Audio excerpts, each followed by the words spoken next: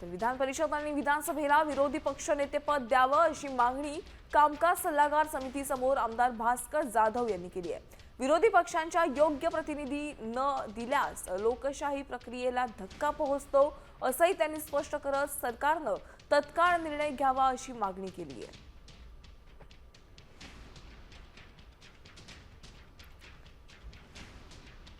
आज वरचा विधान परिषदेचे विरोधी पक्षनेते त्यांची मुदत संपलेली आहे। विधानसभेच्या विरोधी पक्षनेत्याच्या नावाची घोषणा झालेली नाही। उपमुख्यमंत्री पद ही पद कुठेही नियमामध्ये नाही, ही तुम्ही तुमची केलेली राजकीय सोय आहे। परंतु डॉक्टर बाबासाहेब आंबेडकरांची घटना असेल, विधिमंडळ नियम असेल, प्रथा परंपरा असतील, याच्यामध्ये विरोधी पक्षनेता हा असलाच पाहिजे आणि म्हणून येत्या अधिवेशनामध्ये दोन्ही सभागृहाचे विरोधी पक्षनेतेपद तुम्ही या ठिकाणी जाहीर करा, अशा प्रकारचा आग्रह आम्ही धरलेला आहे।